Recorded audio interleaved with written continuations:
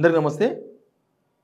రేవంత్ రెడ్డి ఎంబడి ఉంటున్న వాళ్ళే, సీఎం రేవంత్ రెడ్డి గారు ఎంబడి ఉంటున్న వాళ్ళే, మంత్రులు కావచ్చు, ఎమ్మెల్యేలు కావచ్చు, ఆయన ఏదనుకుంటే దానికి యాంటీ చేసే ప్రయత్నం చేస్తున్నారు. ఆయన ఆయన ఒకటి అనుకుంటాడు, దానికోసం ఒక పెద్ద ప్లానే చేస్తాడు, కానీ వెనుక గోతులు తవ్వుతారు.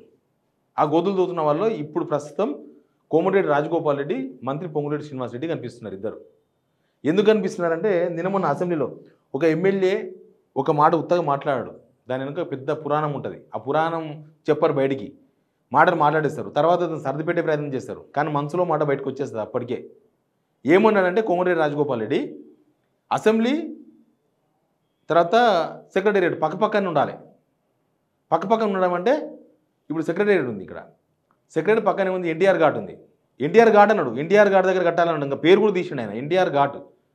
ఎన్టీఆర్ ఘాట్ అనేది ఎన్టీఆర్ ఫ్యామిలీకి ఒక సెంటిమెంట్. అది ఆ ఎన్టీఆర్ ఘాట్ తీసేయాలి అన్నట్టే ఆయన మాట్లాడండి. ఇంకా ఆడ సెక్రటరీ కట్టాలి, ఆడ అసెంబ్లీ కట్టాలంటే దానికి అర్థమైంది, ఎన్టీఆర్ ఘాట్ లేపేసేయాలి. యాక్చువల్గా అసెంబ్లీకి, ఇప్పుడున్న అసెంబ్లీకి సెక్రటేరియట్కి ఎంత దూరం ఉంటుంది? 1/2 కిలోమీటర్, 1/2 కిలోమీటర్ అంతే. 1/2 కిలోమీటర్ కొద్దిగా ఎక్కువ, 1/2 కిలోమీటర్ కొద్దిగా తక్కువ. కరెక్ట్గా నడుచుకుంటూ పోతే 5 నిమిషాలు అసెంబ్లీకి వెళ్ళి సెక్రటరీలో పడవచ్చు, సెక్రటరీలోకి వెళ్ళి అసెంబ్లీలో పడవచ్చు. బండి మీద అయితే 2 నిమిషాలు పోవచ్చు, కార్లో అయితే 3 నిమిషాలు పోవచ్చు. కానీ ఎందుకు ఆ మాట అన్నాడు రాజగోపాల్ రెడ్డి? అది అసందర్భంగా, సందర్భం ఏమి లేదు, సందర్భమే లేకుండా మాట్లాడేసిండు. ఇక మంత్రి పొంగులేటి శ్రీనివాస్ రెడ్డి ఆయన ఏమంటాడు, పాపం రేవంత్ రెడ్డి గారు చంద్రబాబును గురువుగా భావించకపోయినా, నా గురువు ఆయన చెప్పుకోకపోయినా, భావిస్తుండొచ్చు కానీ బయటకు చెప్పకపోయినా Chandrababu is the boss for Revanth Reddy. ఇది నిజం, ఇది ఎవరు కాదని లేరు కదా. గురువు ఈజ్ గురువు. ఇప్పుడు చంద్రబాబు చెప్తేనే కదా ఆయన ఓటునోటు కేసులో ఇరుక్కున్నది. పాపం ఆయనకి ఏమైనా వచ్చేదా? చంద్రబాబు నాయుడు ఆదేశాలతోనే కదా ఆయన ఓటునోటు కేసులో అదంతా ఆపరేషన్ అంతా పోయింది, మనం చూసినాం కదా. అది ఉత్తగైందా? బిడ్డ పెళ్లి కూడా కాదని, బిడ్డ పెళ్లి రేపనంగా దాన్ని కూడా కాదని ఆయన చంద్రబాబు ఆదేశాలను పక్కగా అమలు చేసే ప్రయత్నం చేసిండా లేదా? ఇప్పుడు మూసీ విషయంలో చంద్రబాబు నాయుడు ఆదేశాలను తూచా తప్పకుండా పాటిస్తుండా లేదా?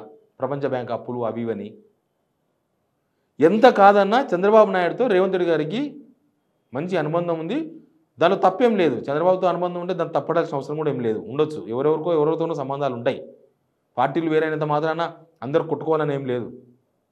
ఫ్రెండ్షిప్ ఉండొచ్చు, గురు శిష్య బంధం ఉండొచ్చు, లేకపోతే ఒక ఫాలోవర్గా ఉండొచ్చు, ఏమైనా ఉండొచ్చు. ఆ మంచి సంబంధాలు అయితే ఉన్నాయి. కానీ పొంగులేటి శ్రీనివాస్ రెడ్డి ఏమంటాడు, అక్కడ వరదలు వచ్చినాయంట విజయవాడలో, అందుకని ఏపీలో రియల్ ఎస్టేట్ పడిపోయిందట. అక్కడ కూడా కౌంటర్ ఇచ్చిండ్రు, పయ్యావుల కేశవ వాళ్ళందరూ మాట్లాడినరు, వచ్చి చూడని. వాళ్ళు పాపం ఇంకా గట్టి కౌంటర్ ఇచ్చిండ్రు పొంగులేటి శ్రీనివాస్ రెడ్డికి. నీకు ఇంకా వైఎస్ జగన్ దోస్తు కదా, వైఎస్ జగన్ మీరంతా ఒకటి కదా, ఆ వాసన పోయినట్టు లేదు, అందుకే నువ్వు ఏపీ మీద పడ్డావని పొంగులేటి శ్రీనివాస్ రెడ్డికి కౌంటర్ ఇచ్చిన వాళ్ళు. నిజానికి కూడా ఇప్పుడున్న పరిస్థితుల్లో రియల్ ఎస్టేట్ ఏమన్నా హైదరాబాద్లో పెరిగిపోయిందా? రియల్ ఎస్టేటు భూమి నాకుతుంది, నేల నాకుతుంది హైదరాబాద్లో, తెలంగాణలో. దానికి ఏమైనా కారణం ఉండొచ్చు, రకరకాల కారణాలు ఉండొచ్చు, దానికి ఎన్ని కారణాలు ఉండొచ్చు కాక. కానీ హైదరాబాద్లోనే పరిస్థితి బాగాలేదు కదా, తెలంగాణలోనే రియల్ ఎస్టేట్ పరిస్థితి బాగాలేదు కదా. నిజానికి ఇప్పుడున్న పరిస్థితుల్లో మన దగ్గర పెట్టుబడి పెట్టి ఏదో బిజినెస్ చేయాలనుకున్న వాళ్ళంతా కూడా ఏపీకి పోతున్నారు, నో డౌట్. ఇది తెలంగాణ ప్రజలకు, తెలంగాణ వాదులకు ఇది ఒక బాధాకరమైన ఇష్యూ. ప్రభుత్వంలో ఉన్న వాళ్ళకి ఆ బాధ ఉందో లేదో నాకు తెలియదు. ఎందుకంటే చంద్రబాబు నాయుడు ముఖ్యమంత్రి అయినప్పుడే కొద్దిగా అటు పోతారు కొంత అని. కానీ ఇక్కడ జరిగిన కొన్ని పరిణామాలు, ఇక్కడ ప్రభుత్వం తీసుకున్న కొన్ని నిర్ణయాలు, హైడ్రా లాంటివి, మూసీ లాంటివి, రకరకాల నిర్ణయాలు వచ్చిన తర్వాత కొంత ఓపెన్గానే ఏపీలో పెట్టుబడి పెట్టాల్సిన వాళ్ళు, ఏపీ పెట్టుబడిదారులందరూ కూడా ఏపీలో పెట్టుబడి పెట్టుకుంటున్నారు. అటు అమరావతి చుట్టూ పెట్టుకుంటున్నారు. అమరావతి చుట్టూ పాత వెంచర్లు మళ్ళీ దుమ్ము దులిపి కొత్తగా చేసినారు, పెయింట్లు వేసినారు. అప్పట్లో అపార్ట్మెంట్లు కట్టి గోడలు కట్టి వదిలేసినాయని మళ్ళీ ఇప్పుడు అపార్ట్మెంట్లు కడుతున్నారు. అప్పుడు 2200కు 2300కు జగన్ ముఖ్యమంత్రి అప్పుడు అమ్మిన ఎస్ఎఫ్టీ అమ్మిన అపార్ట్మెంట్లు ఇప్పుడు 4000 5000 రూపాయలు అమ్ముతున్నారు. ఒక విజయవాడ కాడ, అమరావతి కాడ కాదు, మొత్తం వైజాగ్ ఆ ఏరియా మొత్తం కూడా పుంజుకున్నది. సరే, పొంగులేటి శ్రీనివాస్ రెడ్డి బహుశా ఆయన ఎందుకన్నాడో, రేవంత్ రెడ్డి దృష్టిలో పెట్టుకొని మాట్లాడిండో, చంద్రబాబు నాయుడు దృష్టిలో పెట్టుకొని మాట్లాడిండో, లేకపోతే తెలంగాణలో బాగుంది అని చెప్పే ప్రయత్నాలు చేసిండో ఏమో తెలియదు. కానీ ఇది రేవంత్ రెడ్డికి ఎంతవరకు రుచి ఇస్తుంది అనేది ఇంపార్టెంట్ పాయింట్.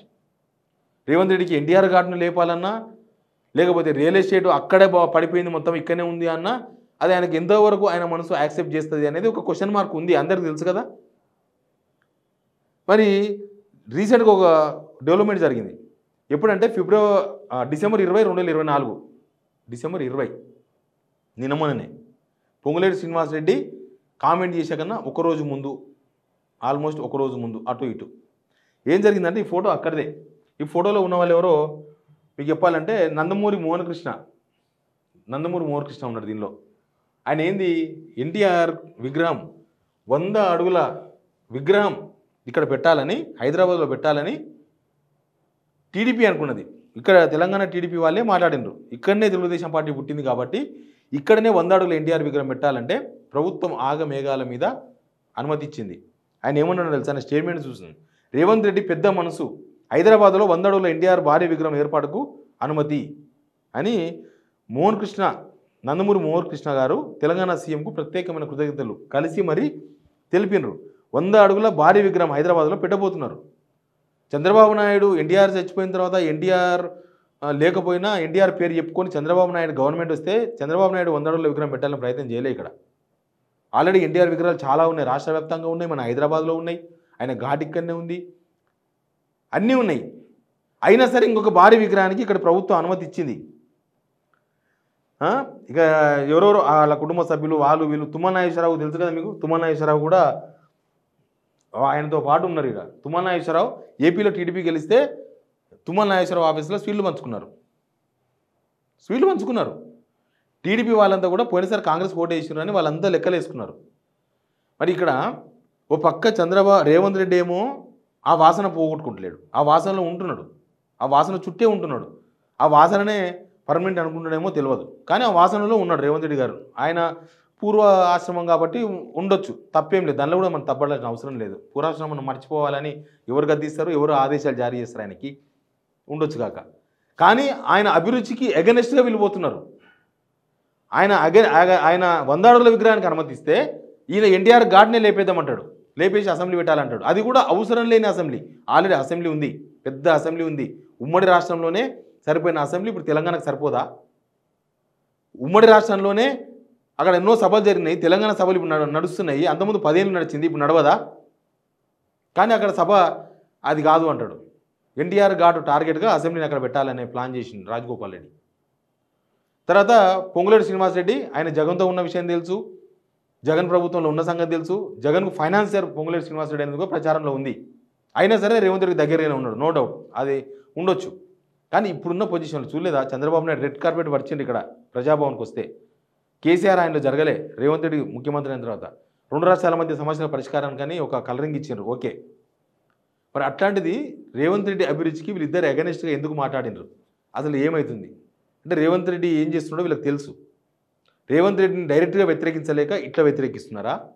రేవంత్ రెడ్డి డైరెక్ట్గా చెప్పలేక ఇట్లా చెప్తున్నారా? ఏం జరుగుతుంది అనేది చాలా ఇంపార్టెంట్ పాయింట్. ఎన్టీఆర్ విషయంలో, టీడీపీ విషయంలో రేవంత్ రెడ్డికి అగెనిస్ట్గా వీళ్ళిద్దరు పోతున్నట్టు చాలా క్లియర్గా కనబడుతుంది. ఇట్లాంటి మహానుభావులు ఎంతమంది ఉన్నారు ఇంకా బయటికి చెప్పుకోలేక, బయటికి మాట్లాడలేక, సరే చూద్దాం ఏమవుతుందో, అవకాశం వచ్చినప్పుడు మాట్లాడదాం, అవసరం వచ్చినప్పుడు మాట్లాడదాం అనుకున్న వాళ్ళు చాలామంది ఉండొచ్చు.